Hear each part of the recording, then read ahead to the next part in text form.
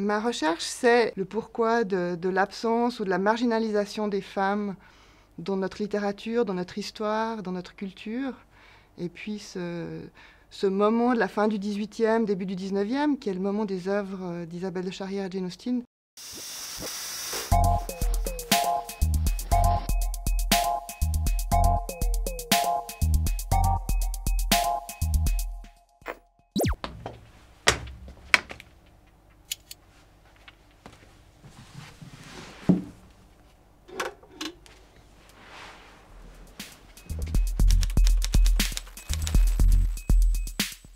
Valérie Cossy, donc je viens de la région, j'ai grandi pas loin de Lausanne et puis j'ai fait mes études à l'université de Lausanne. Après j'ai fait une partie de ma formation en Angleterre à l'université de Liverpool et puis après un doctorat à l'université d'Oxford. Et puis ce qui m'a toujours intéressée c'est la littérature, donc voilà, j'ai eu la chance après de pouvoir revenir en tant qu'enseignante puis en tant que professeure dans l'université où j'ai étudié.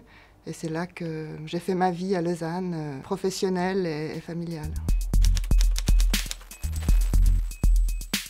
Dans mes recherches, c'est vrai que là, je parle d'un projet qui concerne la fin du XVIIIe siècle, mais en général, ce qui m'intéresse, c'est le genre. C'est qu'effectivement, le genre est une variable historique marquée par les conditions politiques, par les conditions culturelles. Donc c'est quelque chose qu'on voit évoluer au fil de l'histoire. Et c'est vrai que j'aime bien adopter cette perspective historique pour parler du genre.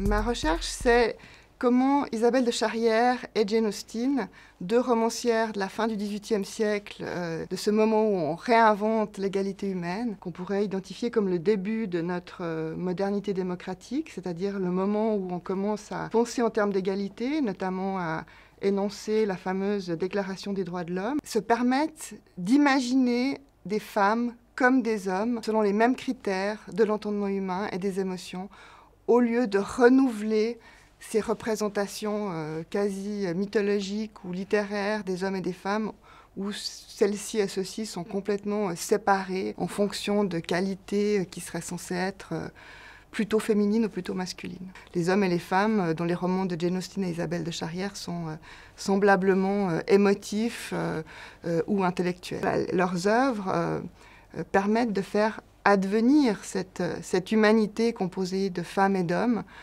alors même que leur réalité sociale sous-entend, accrédite constamment l'idée d'une différence absolue entre les hommes et les femmes et cautionne du coup également l'idée de l'infériorité des femmes.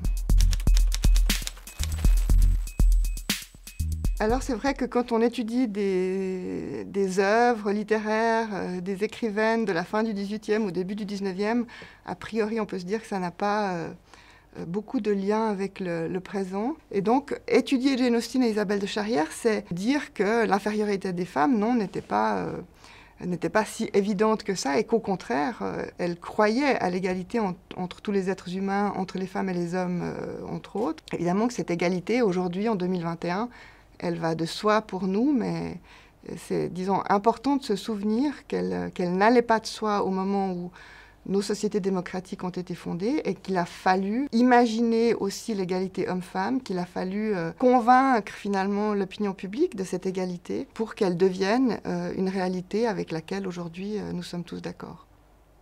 Ça a été ? Ça a été, je crois, oui.